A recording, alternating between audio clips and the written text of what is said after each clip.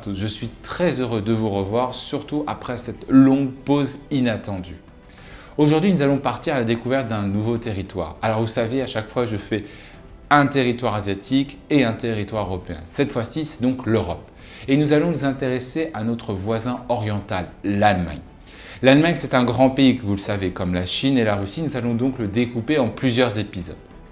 Aujourd'hui, nous allons donc nous intéresser à un territoire allemand spécifique. Ce territoire, il est unique parce que d'abord, il a été détaché du reste de l'Allemagne. Et il a constitué une superpuissance sportive.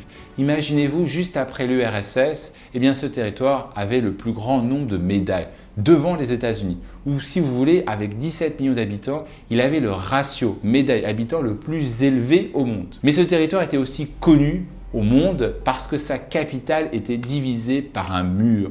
Et pourtant, aujourd'hui, Berlin pourrait être aussi connu par le nombre de ponts plus élevé qu'à Venise, par exemple.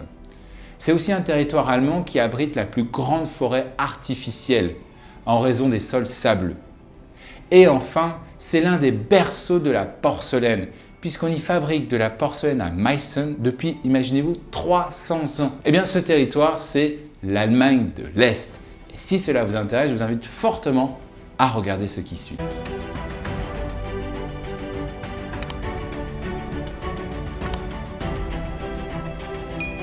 Alors, l'Allemagne de l'Est, c'est un territoire allemand d'Europe centrale de 85 132 km².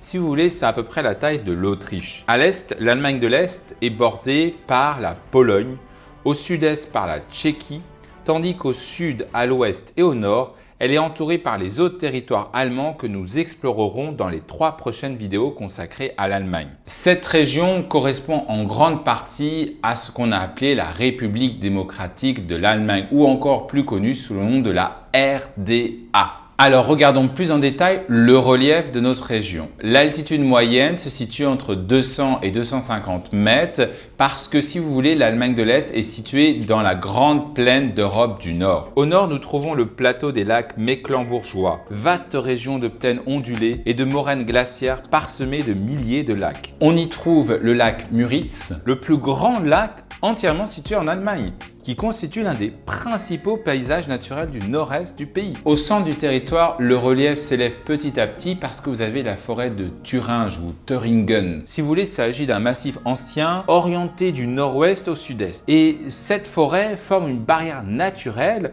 au cœur de l'ancienne Allemagne de l'Est et constitue aussi l'un des principaux massifs forestiers du pays. Plus à l'ouest, nous devons mentionner le massif du Harz, dont seule la partie orientale appartient à l'ex-RDA. Il abrite le Brocken, un sommet emblématique de plus de 1000 mètres d'altitude, longtemps isolé à cause de la guerre froide et aussi en raison de sa position stratégique, puisqu'il était situé près de la frontière entre la RFA et la RDA. Au sud, le relief devient plus marqué avec les fameux monts métallifères que nous avons mentionnés dans la vidéo sur la Tchéquie. Ce massif ancien, riche en ressources minières, a joué un rôle majeur dans le développement industriel de la région. Il abrite le mont Filtelberg, qui est le point culminant de l'ancienne Allemagne de l'Est. À l'extrême sud-est de notre territoire, nous devons indiquer les monts Lusace, qui sont des reliefs plus modestes, mais marquant la transition vers les paysages montagneux tchèques. Et puis comme vous savez, ces montagnes donnent naissance à plusieurs fleuves, à commencer par l'Elbe. L'Elbe est le principal fleuve du territoire qui traverse l'Allemagne de l'Est, du sud-est vers le nord-ouest avant de rejoindre la mer du Nord. Puis il faut indiquer l'Oder et la Neisse, qui forment une grande partie de la frontière avec la Pologne, mais également la Spree et la Havel, 2 affluents importants qui irriguent la région de Berlin et structurent son réseau hydrographique. À noter enfin que le climat est de type continental. Regardons plus en détail la géographie humaine. La population de l'Allemagne de l'Est est de 14 millions d'habitants. Et si vous voulez, Berlin et la Saxe concentrent 8 millions d'habitants à eux deux, tandis que les 2 autres territoires sont à 2 millions. Il s'agit du territoire le plus rural d'Allemagne. Et si on devait retirer Berlin, eh bien la majorité de la population serait rurale. Et pourtant, nous devons indiquer un certain nombre de villes, à commencer par la capitale, Berlin. Avec près de 4 millions d'habitants, il s'agit de la capitale mais aussi de la plus grande ville d'Allemagne. Elle forme le troisième plus petit land du pays. Alors Berlin est fondée en XIIIe siècle et a été successivement la capitale d'abord de l'électorat du Brandebourg, puis du royaume de Prusse, avant de devenir celle de l'Empire allemand, de la République de Weimar et enfin du Troisième Reich. Et nous en parlons plus en détail en histoire. Mais après 1945, à la fin de la Seconde Guerre mondiale, la ville est partagée en 4 secteurs d'occupation. Cette division devient durable avec la fameuse construction du mur de Berlin que j'évoquais en introduction, construction qui a été effectuée en 1961. Le secteur soviétique s'appelait Berlin-Est et était la capitale de la RDA, la République démocratique d'Allemagne. Après 1990 et la réunification allemande, Berlin redevient la capitale de l'ensemble du pays et abrite aujourd'hui les principales institutions fédérales avec le Bundestag qui siège au Reichstag. Et puis nous devons mentionner Leipzig. Leipzig, c'est la deuxième ville d'Allemagne de l'Est avec environ 600 000 habitants. Elle a été fondée en 1165 et elle se développa grâce aux foires commerciales reconnues comme foires impériales dès la fin du XVe siècle, ce qui en faisait un centre commercial très important. Elle possède également l'une des plus anciennes et plus prestigieuses universités allemandes, fondée en 1409. La ville joue ensuite un rôle de carrefour commercial avec la construction au XIXe siècle de la première ligne de chemin de fer importante qui reliait Leipzig à Dresde. Elle entre aussi dans l'histoire européenne avec la fameuse bataille des nations, une bataille décisive des guerres napoléoniennes. Plus tard, en 1989, Leipzig joue un rôle important dans la chute du régime est-allemand en raison de ses nombreuses manifestations en faveur de la liberté et de la démocratie. La ville est également réputée pour son histoire musicale, puisqu'on peut citer Jean-Sébastien Bach qui fut cantor à l'église Saint-Thomas. Aujourd'hui, Leipzig constitue un centre logistique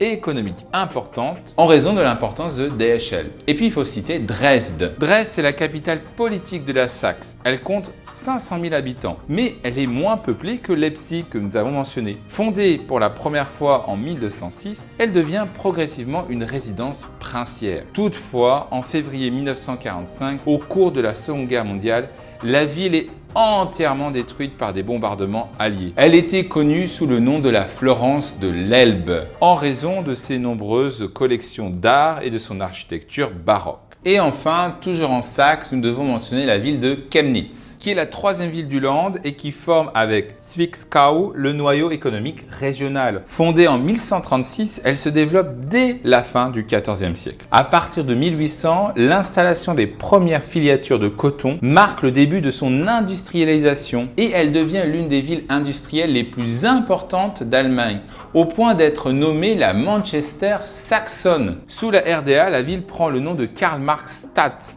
entre 1953 et 1990 et devient un important centre industriel socialiste. Après la réunification, elle connaît une reconversion économique tout en essayant de conserver bien sûr une forte tradition industrielle et mécanique. Et enfin, nous devons indiquer les villes de Halle, de Magdebourg et d'Erfurt. Il faut savoir que l'Allemagne est découpée administrativement en 16 Länder puisqu'il s'agit d'un État fédéral. Alors, regardons plus en détail le Brandebourg. Le Brandebourg, c'est le land qui entoure Berlin. Il est surtout composé de campagnes, de forêts ouvertes sur la Pologne. C'est une région de contraste. D'un côté, vous avez des lacs, des forêts, des territoires agricoles.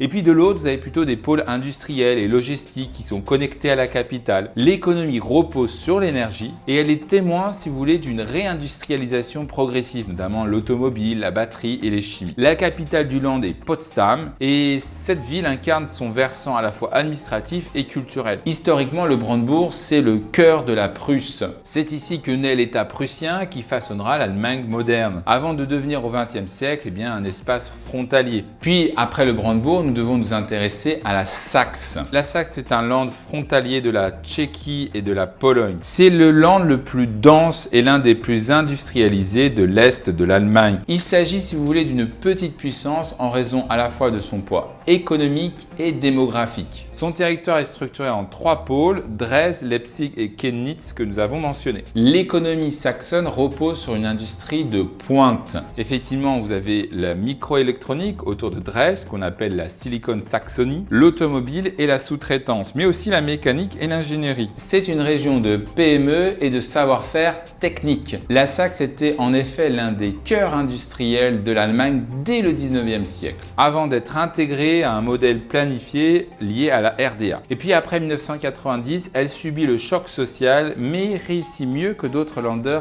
à attirer à la fois des investissements et des emplois qualifiés. Et puis nous devons citer la Thuringe. La Thuringe, c'est plutôt le cœur vert de l'Allemagne. C'est un land central, vallonné, très forestier, situé au carrefour à la fois est et ouest. Son économie combine industrie, par exemple l'optique, la mécanique, l'automobile, l'électronique, avec un réseau de petites et moyennes entreprises bien implantées dans la région. Des villes comme Jena, un pôle scientifique, Erfurt, capitale administrative, ou Weimar structurent la région. Historiquement, la Thuringe occupe une place unique.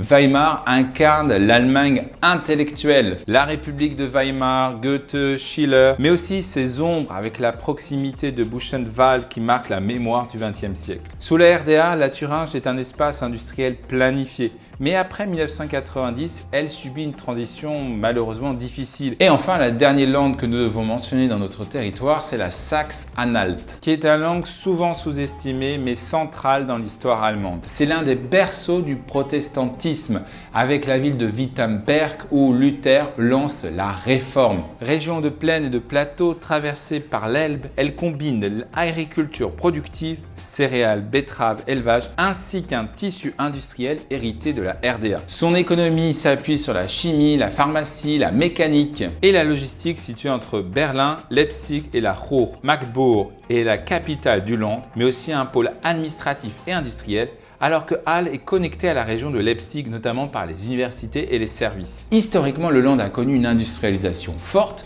suivie d'une désindustrialisation brutale. Alors regardons plus en détail le tourisme. D'abord, il faut citer Berlin, à commencer d'abord par la porte de Brandebourg, symbole majeur de Berlin, mais aussi le Reichstag, qui est le parlement allemand, qui est célèbre pour sa coupole en verre, le mur de Berlin, dont il reste quelques portions, l'île au musée, qui est un ensemble unique de musées au cœur de la Spree, et le château de Charlottenburg, le plus grand palais historique de Berlin. Mais aussi à Potsdam, nous devons indiquer le palais de Sans Souci et ses ensembles royaux classés au patrimoine de l'UNESCO. Nous devons également mentionner en Saxe les vieilles villes baroques, à commencer par Dresde, qui a été reconstruite, mais également Zwiger et Fraukirche. Nous devons indiquer également Leipzig, connu pour être une grande ville de musique et d'université, avec sa scène culturelle et de foire historique. Weimar, que nous avons mentionné, qui est la ville phare de la culture allemande, avec Goethe et Schiller, et qui est classée au patrimoine de l'UNESCO. Erfurt, célèbre pour son centre médiéval très bien conservé, sa cathédrale et ses ponts anciens sur la Gera. Et puis Magdeburg, qui est une ville sur l'Elbe, qui est également connue à la fois pour sa cathédrale et son héritage prussien. Concernant la nature et les paysages, nous devons mentionner Spreewald, qui est un réseau de canaux dans une forêt humide et qui est unique pour ses balades en barque. Nous avons également indiqué la forêt du Harz,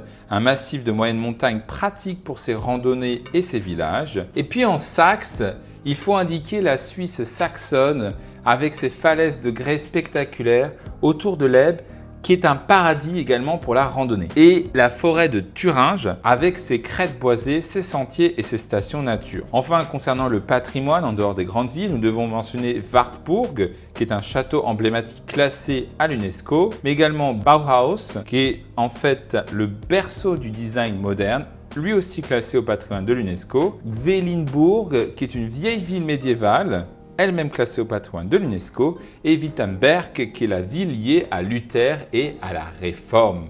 La langue nationale de l'Allemagne de l'Est est l'allemand standard. Et en fait, il existe 3 formes standards de l'allemand. D'abord, vous avez le standard allemand, le standard autrichien que nous avons évoqué dans l'Autriche et le standard suisse. L'allemand appartient à la famille des langues germaniques occidentales au même titre que l'anglais ou le néerlandais. Toutefois, en Allemagne de l'Est, l'allemand standard trouve principalement son origine dans les dialectes du moyen allemand, notamment ceux parlés en Thuringe et en Saxe. Alors comment ce dialecte du moyen allemand s'est imposé pour devenir l'allemand standard? Eh bien d'abord c'est grâce à sa position géographique, puisqu'en Thuringe on est au centre de l'Allemagne, qui le rendait donc compréhensible par une grande partie des populations germanophones. Ensuite, c'est grâce au rôle décisif de Martin Luther, qui utilisa ce dialecte en particulier pour traduire la Bible au XVIe siècle. Cette traduction fut largement diffusée et relayée par l'imprimerie, ce qui permit d'être adopté progressivement par les administrations au XVIe et au XVIIe siècle. Et puis enfin, l'introduction de l'école obligatoire au XIXe siècle contribua à généraliser l'usage de cette langue. Cependant, il ne faut pas oublier qu'il existe d'autres dialectes et par exemple au nord de Brandebourg, c'est plutôt le bas allemand. Et puis il faut également mentionner l'existence du sorabe, une langue slave, encore parlée aujourd'hui par une minorité en Lusace dans l'est de l'Allemagne. Concernant la répartition ethnique de l'Allemagne de l'Est, on constate qu'il s'agit de la région la plus homogène puisque 90% des habitants sont allemands.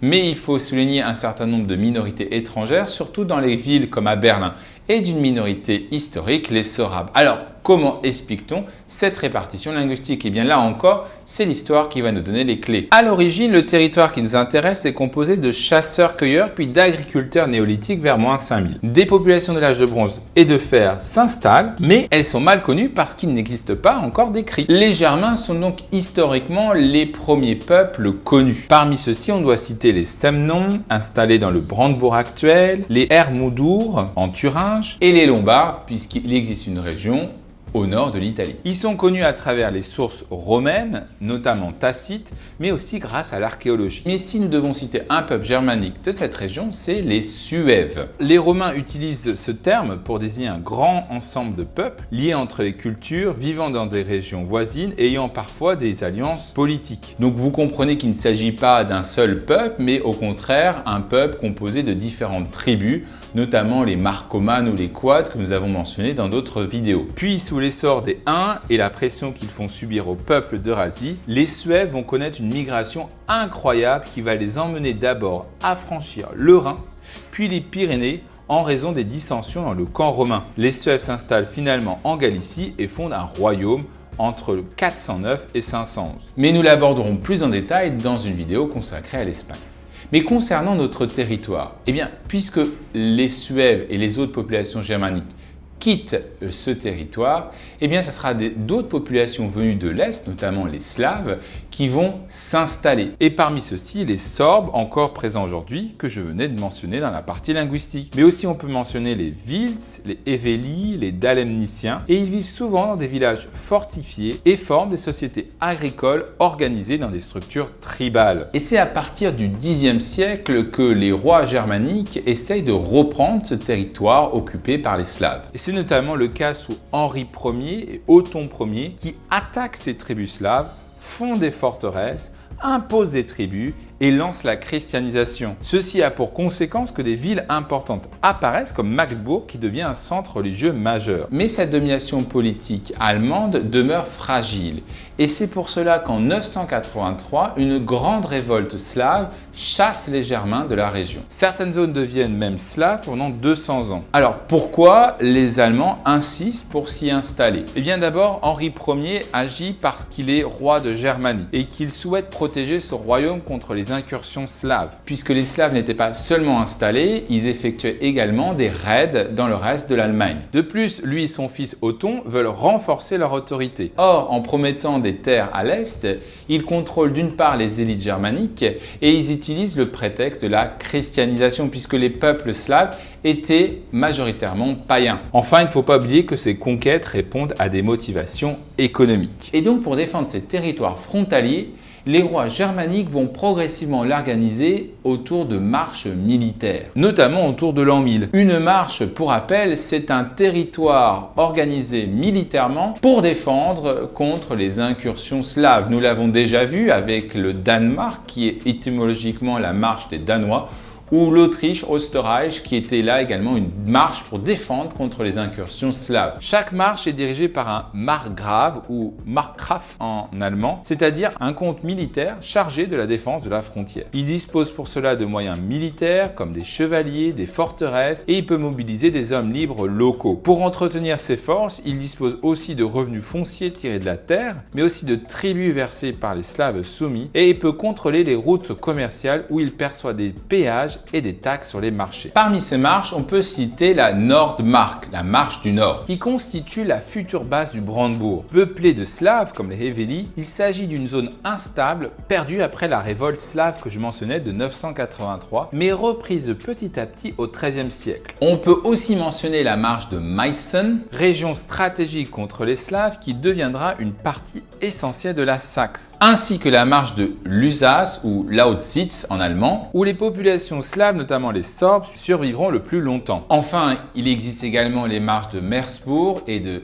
Zeitz, situées dans l'actuelle Saxe-Anhalt, qui jouent un rôle important dans la défense de la frontière et dans la christianisation des populations slaves. Mais à partir du XIIe siècle, il va exister un grand mouvement qui va dépasser les frontières de l'Allemagne. Il s'agit de la grande politique de colonisation allemande qu'on appelle l'Ostsiedlung, lancée par les princes germaniques. Des colons allemands arrivent en grand nombre, fondent de nouvelles villes et développent l'agriculture et le commerce. C'est à cette époque que prennent réellement forme des villes comme Berlin, Leipzig, Dresde ou Brandenburg. La majorité des Slaves adoptent progressivement la langue allemande, la culture germanique et la religion chrétienne, et au bout de plusieurs siècles deviennent germanisés. Et puis au-delà de ce territoire, il faut également mentionner la Thuringe qui, elle, n'était pas une marche militaire. Il s'agit plutôt d'une région plus ancienne, déjà germanisée depuis l'époque franque. Elle correspond plus ou moins au royaume des Thuringiens qui fut incorporé au royaume franc dès le VIe siècle. Donc si vous voulez, le territoire que nous étudions aujourd'hui va s'organiser progressivement en 4 grands ensembles. D'abord, la marche de Brandebourg, fondée en 1157, qui devient un État durable et stratégique. Si vous voulez, avant la bulle d'or de 1356, l'élection de l'empereur du Saint-Empire romain germanique était très chaotique.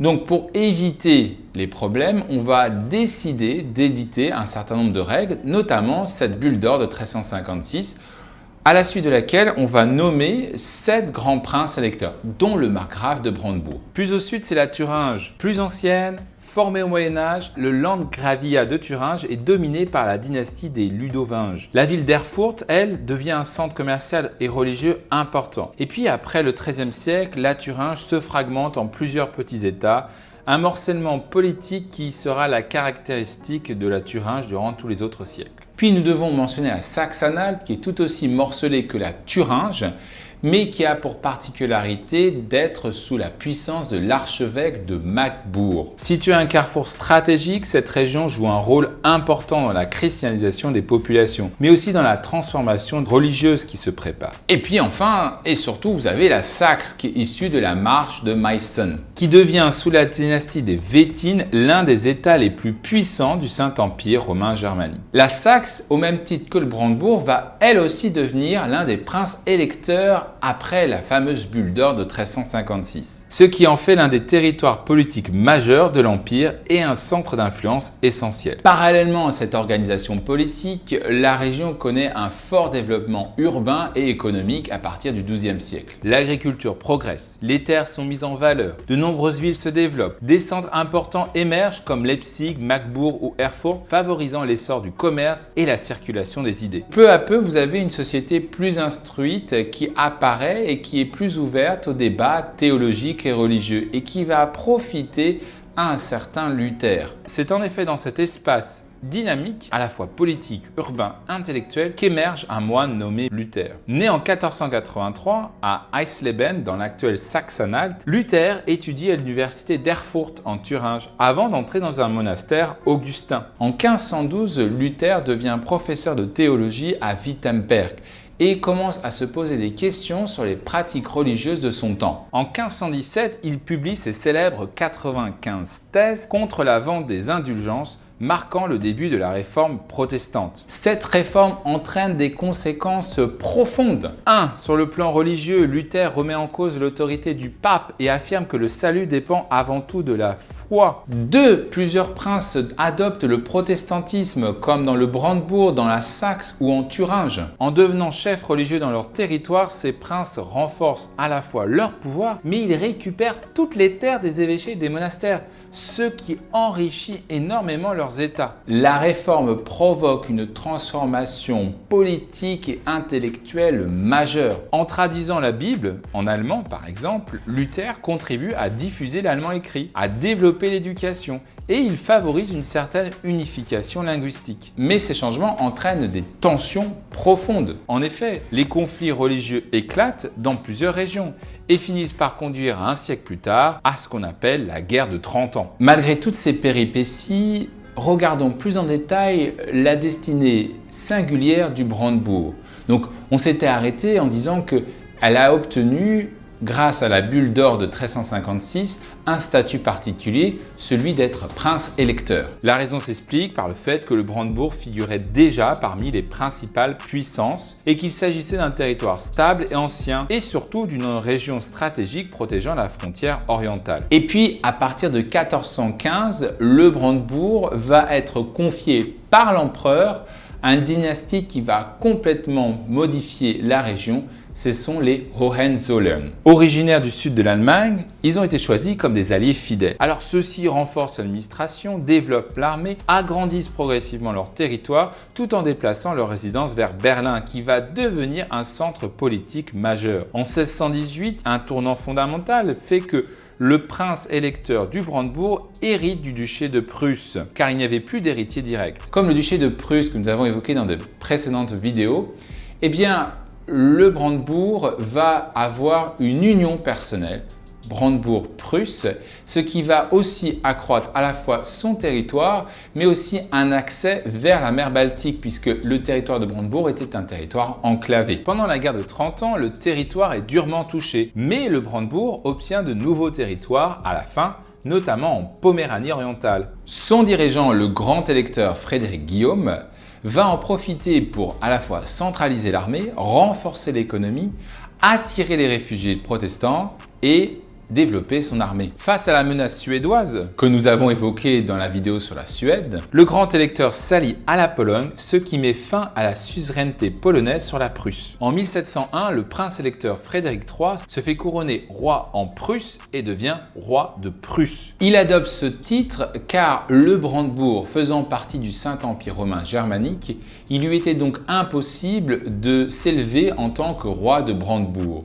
Mais comme la Prusse est en dehors du Saint-Empire, eh bien, il peut très bien le faire. Même si la capitale reste à Berlin, dans le Brandebourg. Le XVIIIe siècle devient alors une période décisive. La Prusse, qu'on appelle dorénavant, développe une armée très puissante, modernise l'État et devient une très grande puissance européenne rivalisant avec l'Autriche. Sous Frédéric II, la Prusse envahit et annexe la Silésie qui appartenait à l'Autriche, que nous avons évoqué également. Et il déclenche même la guerre de 7 ans lorsqu'elle envahit la Saxe. Et puis après la guerre de 7 ans, la Prusse poursuit son expansion vers l'Est lors des partages de la Pologne. Ce qui permet pour la première fois de constituer une continuité territoriale de l'Allemagne vers la Prusse, puisqu'auparavant, la Pologne coupait le territoire en deux. Après la disparition du Saint-Empire en 1806, la Prusse s'agrandit vers l'ouest encore lors du congrès de Vienne de 1815, obtenant des territoires stratégiques, puisque le bassin de la Ruhr est constitué de grandes réserves de fer et de charbon. Elle entre ainsi dans l'industrialisation grâce aux ressources minières, mais également à celles de la Silésie et à l'urbanisation. Et donc en parallèle du développement économique important, la Prusse va aussi profiter du 19e siècle, siècle du nationalisme allemand. Sous la direction du chancelier Bismarck, la Prusse affronte l'Autriche, dont nous avons déjà parlé dans la bataille de Sadowa de 1866, et remporte une victoire décisive excluant l'Autriche des affaires allemandes. Elle renforce ainsi son influence sur les États du Nord. Et puis ensuite, la Prusse va enchaîner la guerre contre la France, qui va aboutir, comme vous le savez, à la victoire de la Prusse et à la proclamation de l'Empire allemand en 1871 à Versailles. Cet empire connaît une croissance industrielle spectaculaire avec des usines, des mines. À cette époque, l'Allemagne était tout simplement la deuxième puissance mondiale après le Royaume-Uni. Mais cette puissance est contestée et comme vous le savez, nous arrivons à la Première Guerre mondiale où l'Allemagne fera partie du camp des vaincus, ce qui conduira à la chute de l'Empire. À la suite de cela, la République de Weimar est proclamée en 1919, mais celle-ci est malheureusement marquée par une instabilité. Le régime fait en effet face à une crise économique majeure, à l'inflation, au chômage et à de fortes tensions politiques. Ce à quoi Hitler va en profiter et devenir le chancelier de l'Allemagne en 1933. Il transforme rapidement le pays en dictature, supprime les libertés, contrôle la société et développe une politique raciale. En 1939, comme vous le savez, il déclenche la Seconde Guerre mondiale en envahissant la Pologne. Pendant la guerre, l'Est allemand est particulièrement touché par les bombardements massifs, les destructions industrielles et les pertes humaines énormes. Après la défaite de l'Allemagne en 1945, les villes sont complètement détruites, à l'instar de Dresde, et des millions de morts sont à compter. Le pays est occupé militairement et Berlin est divisé en 4 zones: les États-Unis, le Royaume, la France et l'URSS. Au-delà de Berlin, tout l'Est allemand passe sous le contrôle soviétique. Et puis en 1949, cette division sera plus durable avec la création de la RDA, la République démocratique d'Allemagne. La RDA est un État communiste proche de l'URSS avec pour capitale Berlin-Est. Le pouvoir appartient au CED, un parti unique qui domine sans élection libre ni opposition réelle. L'économie est planifiée selon un système centralisé. L'État contrôle les usines, l'agriculture est collectivisée et les entreprises privées disparaissent. En 1953, des ouvriers protestent contre les salaires, les conditions de travail et le manque de liberté. L'armée soviétique intervient et la révolte est écrasée. Il s'agit du premier grand choc que connaît la RDA. Dans les années suivantes, des millions de personnes fuient en raison des difficultés, du manque de liberté et de meilleures conditions à l'ouest. Si vous voulez, entre 1949, date de la création de la RDA, à 1961, plus de 3 millions d'Allemands vont fuir l'Est pour rejoindre l'Ouest. Pour endiguer ce mouvement, les dirigeants de la RDA décident alors la construction du fameux mur de Berlin lors de la nuit du 13 août 1961. Pour les habitants, la vie quotidienne est donc marquée par le contrôle politique, par un service secret qui est la Stasi, qui surveille la population, qui infiltre la société et qui contrôle les opposants. Mais la RDA garantit aussi logement, travail, éducation gratuite et système de santé. Mais dans les années 1980, ce système s'essouffle. L'économie est en difficulté, les technologies deviennent dépassées et la population est mécontente. Parallèlement, l'URSS change avec la perestroïka que nous avons mentionnée dans les vidéos sur la Russie. En 1989, des manifestations massives conduisent la population à réclamer plus de liberté et l'ouverture des frontières. Le mur de Berlin tombe finalement le 9 novembre 1989 et il aura pour conséquence d'ouvrir la voie à la disparition de la RDA et à la réunification allemande le 3 octobre 1990. Depuis la réunification, l'Est est marqué par des difficultés économiques et par un sentiment d'inégalité, ce qui explique en partie la montée des partis protestataires comme Die Linke ou le parti de l'AfD. Depuis la réunification allemande, c'est surtout Berlin et la Saxe qui connaissent une forte croissance économique.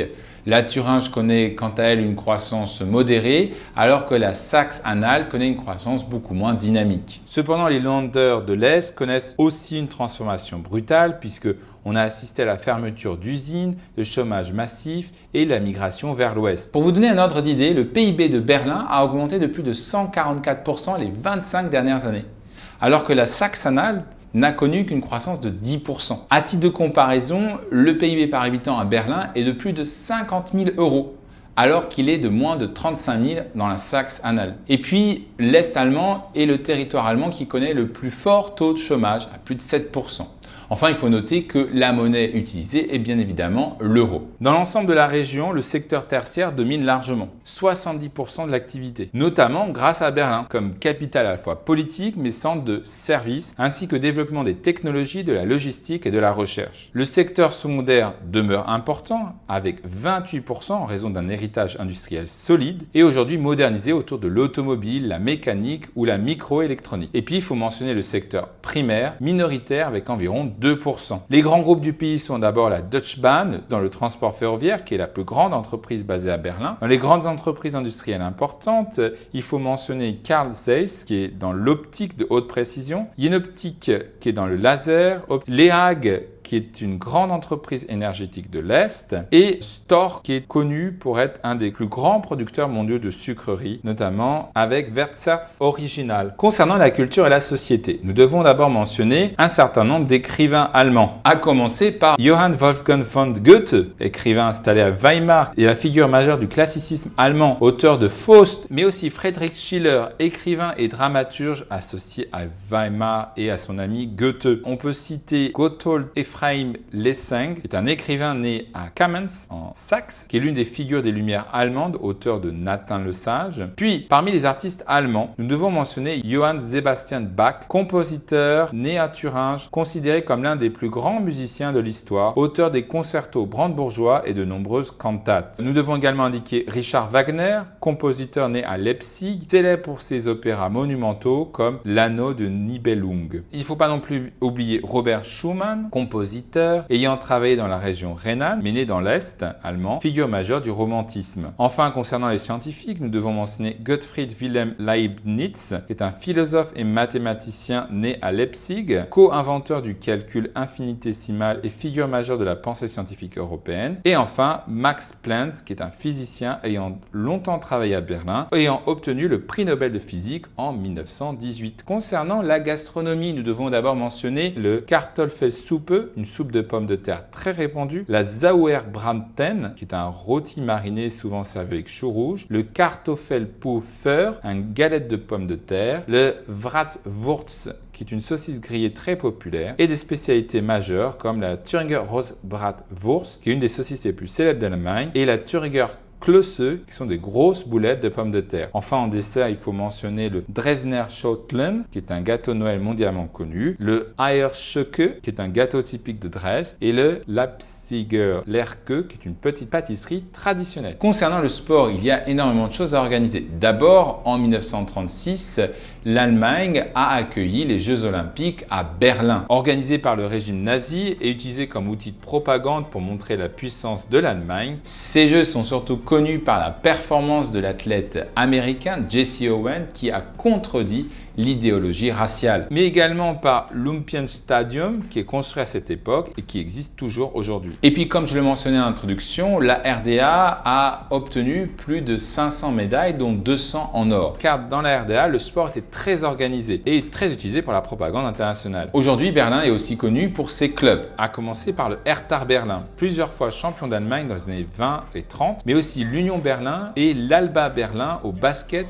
qui est un très grand club européen, 11 fois champion d'Allemagne et vainqueur de la Coupe Korac, ou encore le Fuchs Berlin, qui est un club majeur en handball. Concernant le football, le club le plus connu dans l'Est de l'Allemagne, c'est le RB Leipzig. Fondé seulement en 2009 par Red Bull, il est 2 fois vice-champion en Bundesliga, 2 fois vainqueur de la Coupe d'Allemagne en 2022 et 2023 et demi-finaliste en Ligue des Champions. Et puis il faut mentionner le Dynamo Dresden. Concernant les autres sports importants, le handball et l'athlétisme sont très développés en raison des sortes sportifs hérités de la RDA. Je terminerai mon exposé en évoquant les défis de l'Allemagne de l'Est. Alors d'abord, il faut évoquer effectivement le vieillissement de sa population, ainsi que le déclin démographique et la perte continuelle de ces jeunes qui continuent d'aller vers l'ouest, mais également des défis économiques, puisqu'on voit que c'est un territoire en transition économique qui doit être beaucoup plus attractive. Et puis à l'intérieur de ce territoire, les inégalités entre ces territoires majoritairement ruraux et les pôles urbains.